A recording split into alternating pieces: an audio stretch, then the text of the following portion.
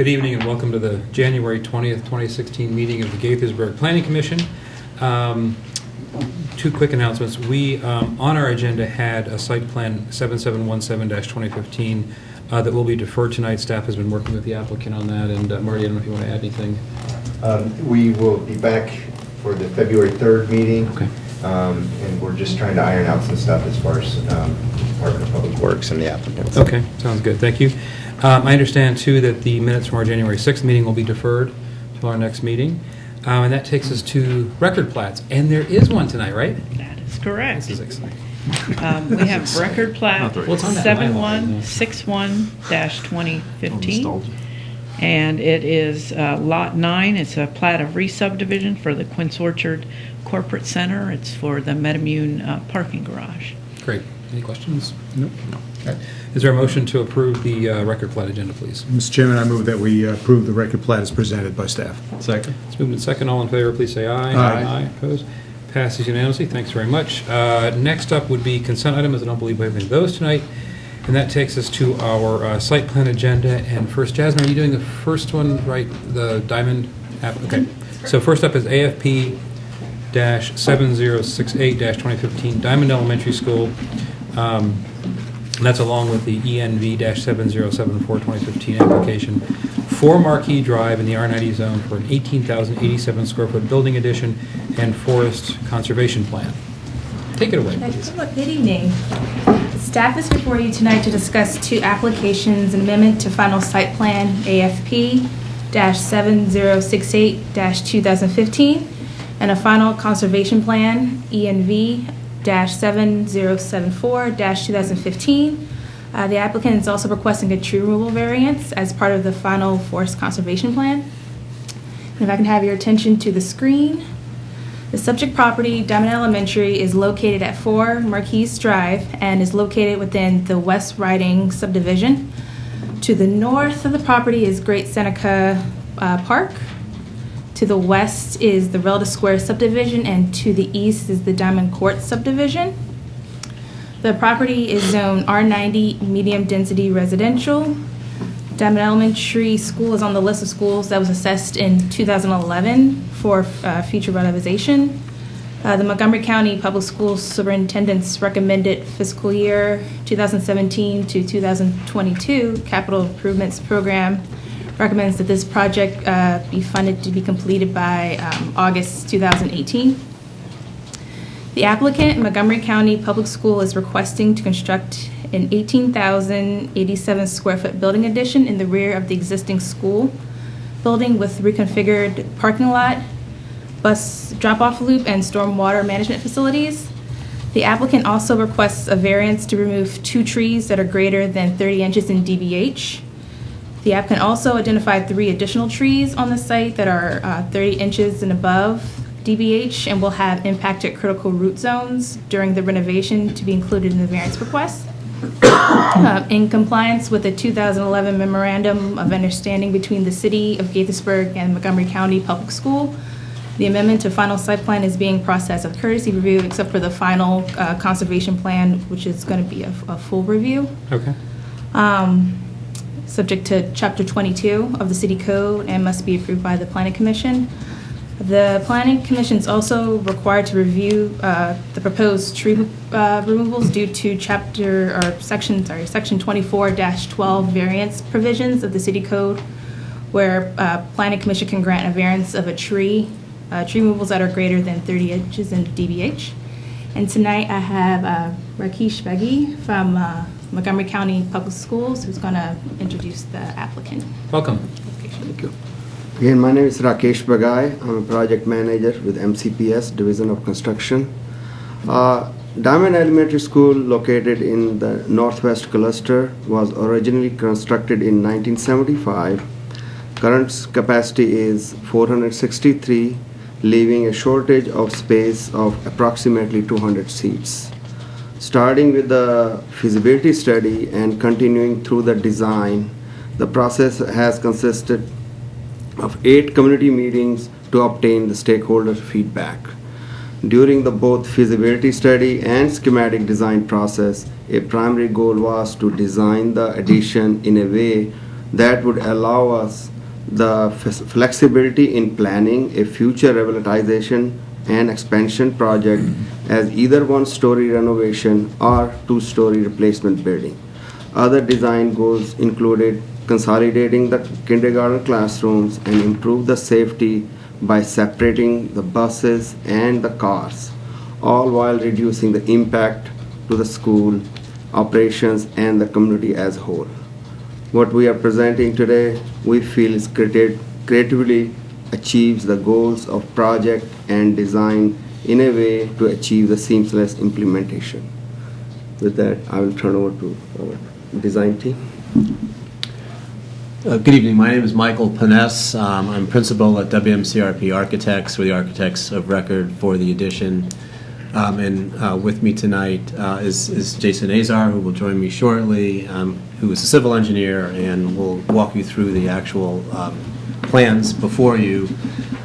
This is a very simple project architecturally. It's a one-story addition at the rear of the school, not really visible at all from the roadways, and it will match the height of the existing building, and it will match the existing building in materials, essentially also in fenestration, although we're trying to put more windows into the classrooms than is there as it exists.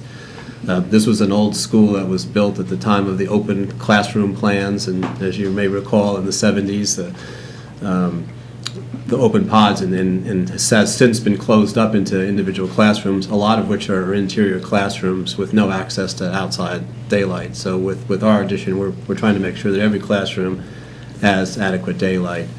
I'd like to point out one aspect of the staff report on page 10, which states that the school addition will be certified for leadership in energy and environmental design. It will not be certified. The school system doesn't certify their additions. They'll wait until the revitalization phase that will come later when it's a much larger project and will actually encompass this first phase addition as well. That project will go through the formal certification process. Having said that, even with this addition, we will take the same approach in terms of designing sustainable design elements, as stated in the staff report, into the project. So I just wanted to make that clarification to the staff report. And with that, I'll turn it over to Jason. Hi, good evening. My name is Jason Azar. I'm with Nobis Engineering, the civil engineer of record for the project. The goals for the project, in addition to the classroom addition, were to improve access and safety. We are accomplishing that by separating the bus drop-off and the parent drop-off. And we're accomplishing that by adding an entrance onto Marquise Drive so that the buses, if you can see the easternmost driveway, which is in the same location as the existing driveway, will serve as the bus loop drop-off. We can accommodate the buses now and in the future with this revised bus loop. We have increased the parking. They are short on parking currently. We've added a total of 10 parking spaces to accommodate the growing staff. The new entrance, which is the center one on the plan view, will serve as the access point to get into the parent drop-off loop. The majority of the loop will remain as it currently is, just because some cosmetic improvements to accommodate for ADA compliance. The existing portables that are in the relocatable classrooms that are at the rear of the existing building will be temporarily relocated near the play court on the west side of the property during the construction phase and will be removed after construction is complete. The new addition, as well as the parking improvements up front, are designed to fully meet the new ESD stormwater requirements that are applicable in the city and in the county. Okay, and we're So going to have this addition is really just off the back. There's nothing that reaches back into the existing building as far as any of the improvements or any of the changes. It's just There's tech- some minor renovations, mostly reassigning certain classrooms that are in the existing building in order to consolidate kindergarten classrooms in the new addition, for example. The ones in the existing building will be reassigned to other classes. But major points of entry and exit and the basic circulation in and out of the building We're not stays. really Yeah. affecting that at all with this. Good. I'll also add, that there is no green roof on the addition because it's been designed to accommodate a future second story. That if that Mhm. ends up happening, the green roof could go on at that time. Sure. Okay. I'm going to have Michael Norton from Norton Land Design to briefly kind of explain the tree variance. Okay.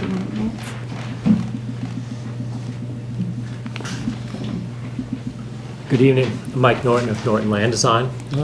Go over the specimen trees that we are proposing for removal. And if we put together a sketch that you're looking at right now that shows the impacts to the specimen trees, which we filed the variance. If you're looking at the southmost portion of the site, on Marquee, I can use it? Okay.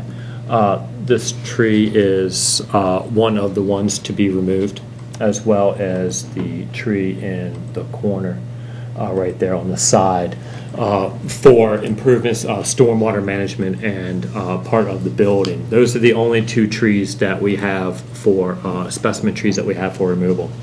The other three trees that you're looking at, which have some impacts, we do have for preservation on the site. That's really the impacts for specimen trees. It's pretty small on this site. Yeah, I wanted to clarify this. Sure. So if you were to zoom in on the, essentially the western end of the parking, the reworked parking and drive aisle where Yeah. those trees are. Mm-hmm. Do you have that, Jasmine? Can you?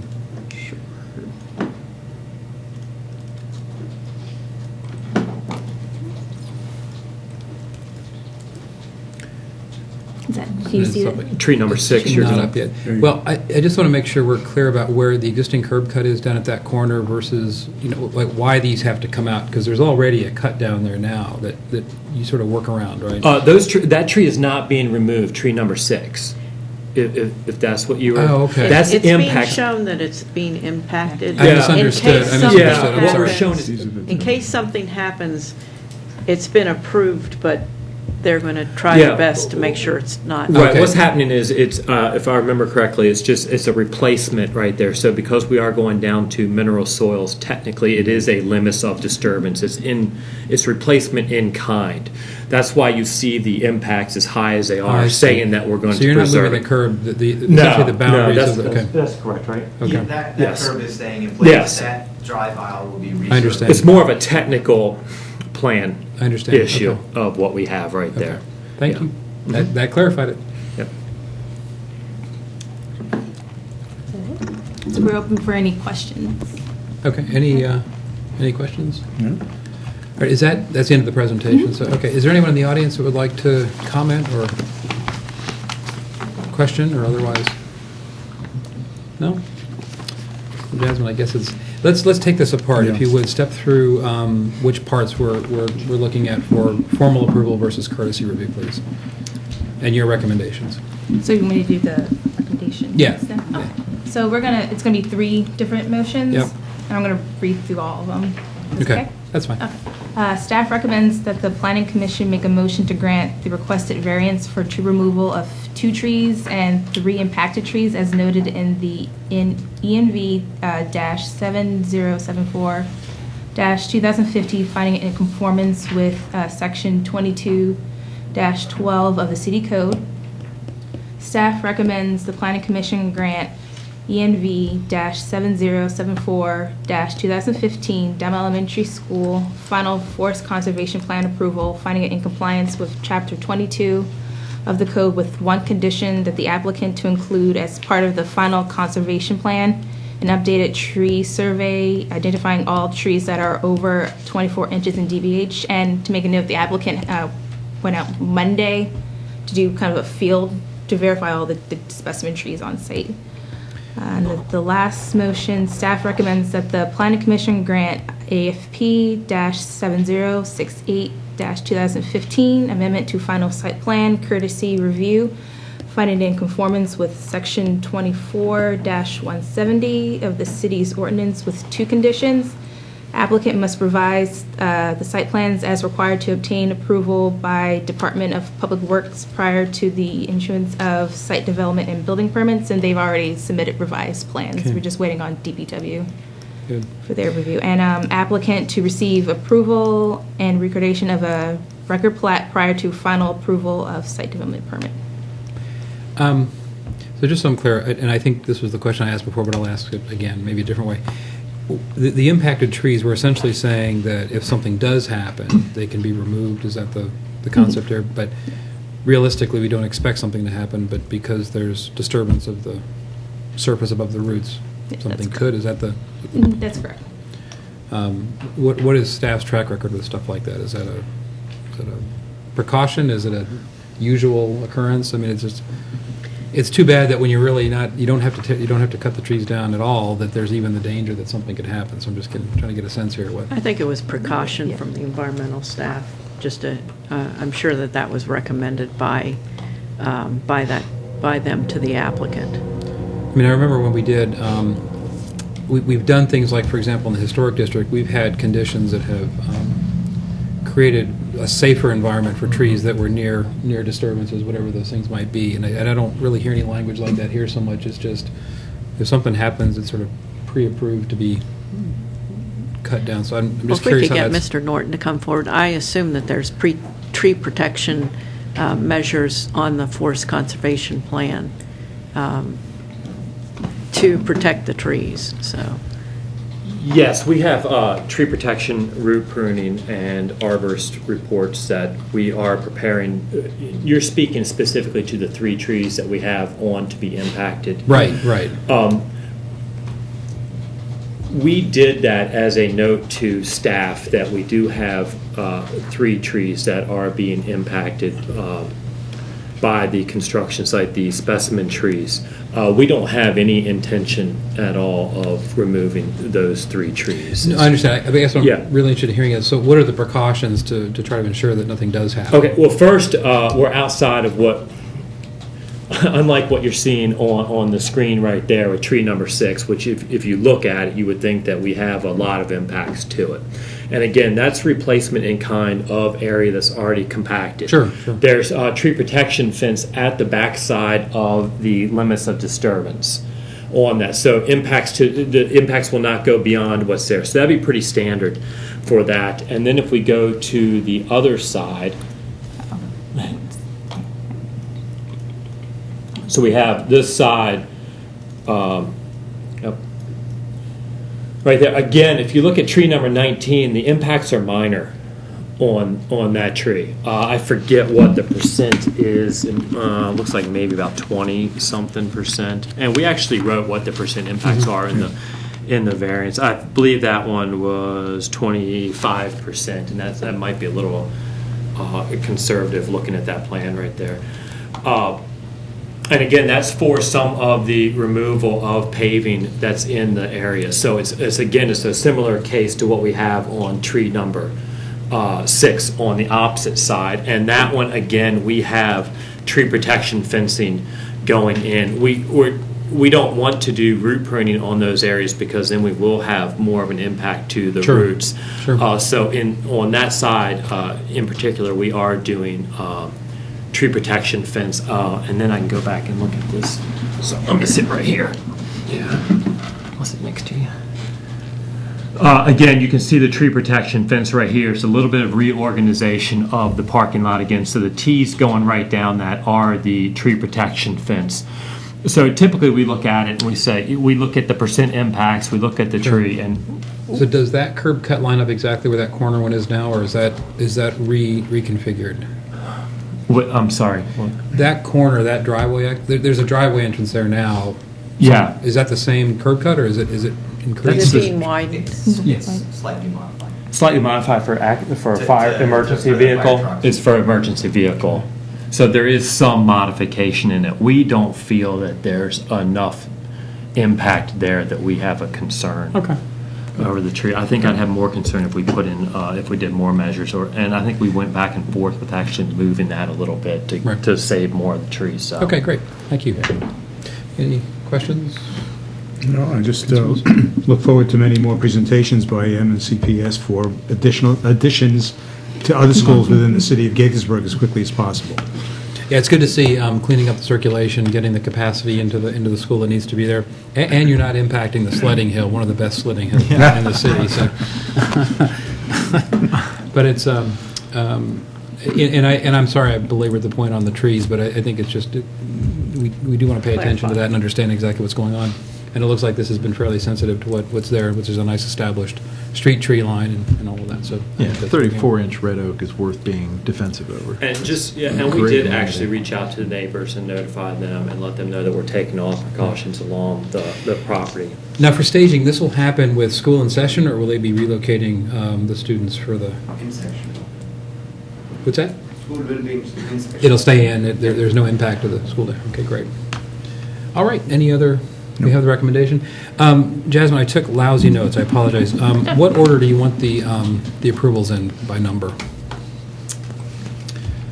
So, well, we have three. Three The separate tree motions. removal first. Okay. Okay, then the variance. The Then forest conservation. and The then tree variance first. Okay. And then the forest conservation plan, and then the courtesy review. Okay. Okay. And I do have one suggestion, just in terms of the motions.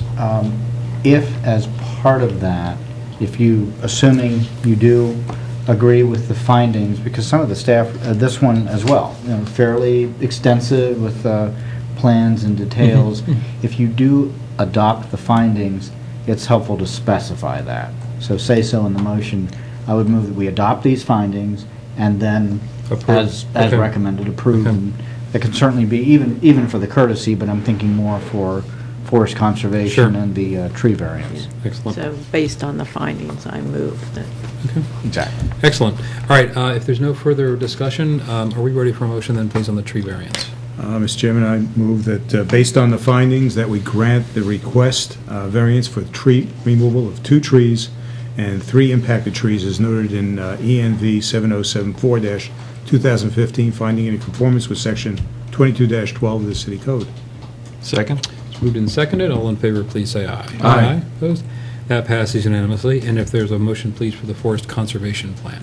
Mr. Chairman, based on the findings, move that we grant ENV 7074-2015 final forest conservation plan approval, finding in compliance with Chapter 22 of the Code, with 1 condition as written to the record.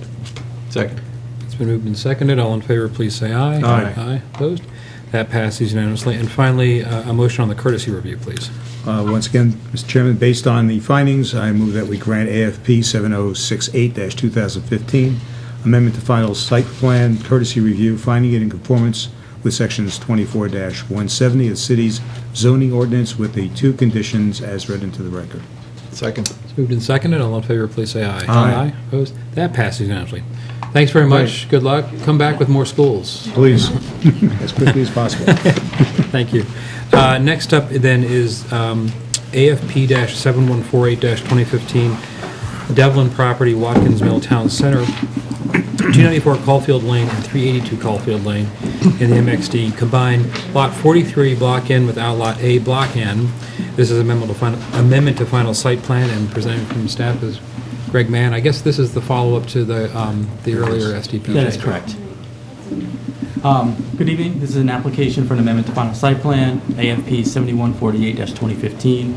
I'm requesting approval to combine Outlot A, Block N, located within the Devlin property, with Lot 43, Block N, located within Watkins Mill Town Center development. Subsequently removing Outlot A from the Devlin property and creating a new Lot 44, Block N. The proposed amendment will not increase or decrease the total unit counts for either the Watkins Mill Town Center or the Devlin property.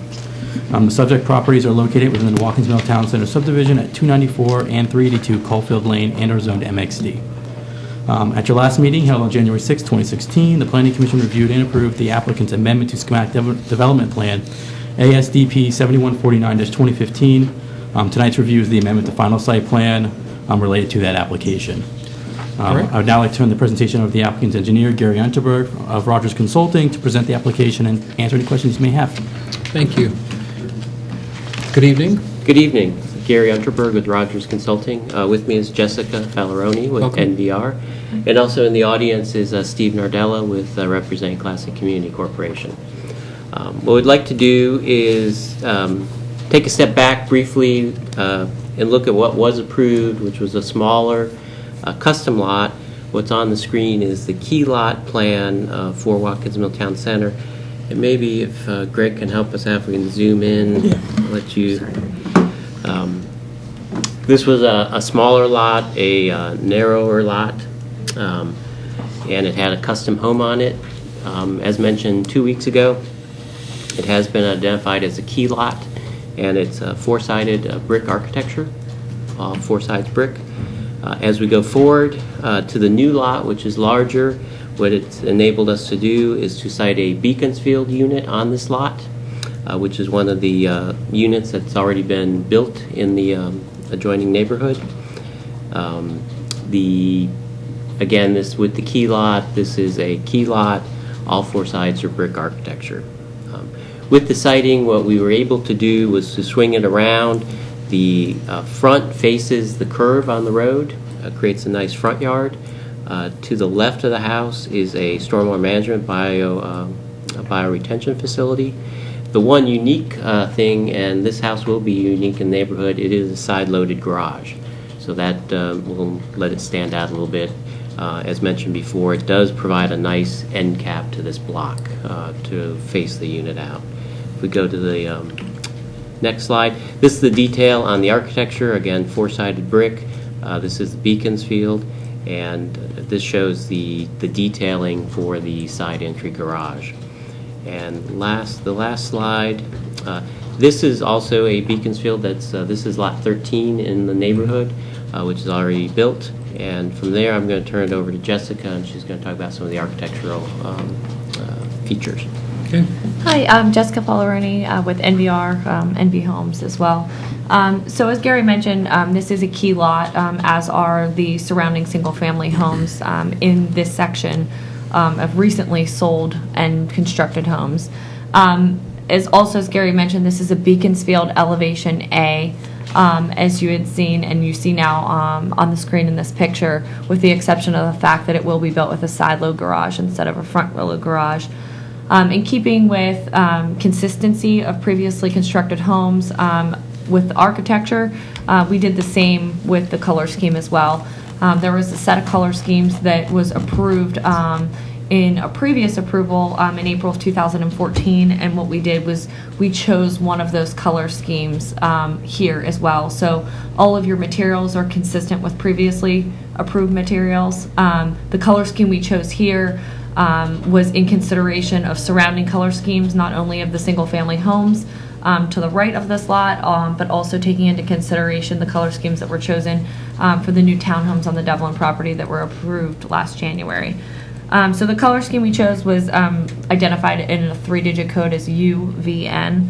And what you'll have is 2 bricks. You'll have your primary brick material, which is an Abington color, the accent brick, which is Ocean Isle. The mortar is buff, which is consistent with all homes within the Parklands community. Trim color is almond, also consistent with all homes within the Parklands community. Siding color is sandstone beige. The shutters will be a dark navy, and the door color is urban bronze. The roof color here will also be charcoal, and that is consistent with the alternating roof color guidelines that were already previously set forth. You can see on the screen above, the only other note I would make is similar to the other homes that were built in Parklands, there's only a couple of options for customers to choose here. So the home will be built exactly as you see it, with an elevation A, dormers included on the top, the 3 dormers on the front of the unit. You'll see above the garage, you have 2 pictures, one that shows no dormers, the other that shows 2 dormers above. That is the one selectable option the customer has, and that would be to include a bonus room. As you look at the existing architecture around the single families, you have a mixture of homeowners that chose that option and did not choose that. So that would be the only varying option in the final product that you would see. Yeah, the only disappointing thing about that is since you have that great end condition, that you didn't take the garage and make it face, that way, with a different window or something up there. Yeah, it's still basically a house that's facing towards the front door. Bless you. With the information. Don't leave now, we've only got 3. One more to go. Okay, real quick, Greg, just to clarify, would you mind pulling up the site plan again? And okay, there it is. And I know what we're doing with the combination of the parcels. What, the piece that's really to the west of this house, it's sort of a quarter round piece there. That's the bioretention, or that's the stormwater management? Yeah. What's the nature of that piece? Is it dry? Is it depressed? What is? It's dry. It's primarily landscaped. It's depressed about a foot. Okay. It's landscaped. It has trees, shrubs, ground covers, and then it has mulch, which is part of the program with the. And is it an HOA parcel, or is it? It's an HOA parcel and maintained by the HOA. Okay. So, as a practical matter, that side of the house is then fairly well buffered by a heavy landscape. Is that right, or? Heavy is probably relative to. There are a number of trees, 3-4 trees, shade trees that are in that bioretention Okay, so area. eventually they'll mature and fill. Yes. Okay. All right. Good. All right. Any? No. I'm sorry, I might have cut you off. I'm Everything good. done? Okay. Yeah, unless you have any All right. questions. And the only last thing, we're in agreement with the conditions as proposed. A lot of concern about noise. Yeah. Yes. Okay, and the last condition was about submitting final architecture and landscaping plan. Do you have any concerns at staff level that there's not enough shown there, or what? No, we added that condition just so we can get the final architecture with the options that were selected by the homeowner prior Showing to the brick all the way issuance of- around, or showing, yeah. Okay, good. Fine. Concerns, questions? All right, so I guess formally you need to read the recommendation, right? So. Staff recommends the planning commission grant AFP 7148-2015 amendment to final site plan, finding in conformance with section 24-170 and 24-172A of the city zoning ordinance with the 5 conditions included in the staff report. Okay, thanks. Trudy reminded me, I didn't ask if there was anybody in the public that wanted to comment on this application. So I don't see anybody hopping up to the pedestal, so thanks for the recommendation. Any concerns with the? No. Okay. Looks good. I'm glad that worked out. It probably works out better for the continuity of that street anyway, so I think that's going to be a nice fix. So with that, we have a recommendation for an approval and 5 conditions. Is there a motion, please?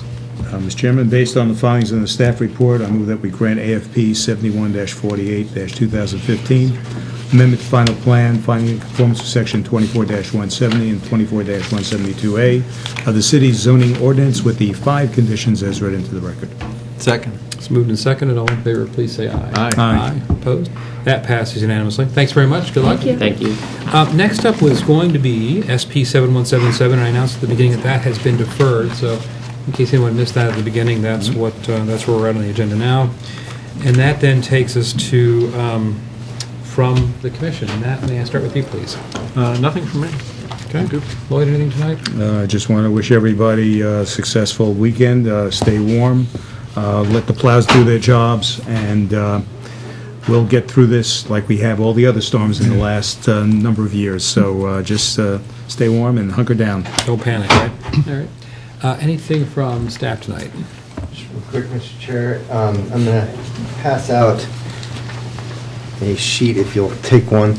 I just wanted to let you know, we are, as you may or may not know, we are in the beginning stages of our fiscal year 2017 budgetary process.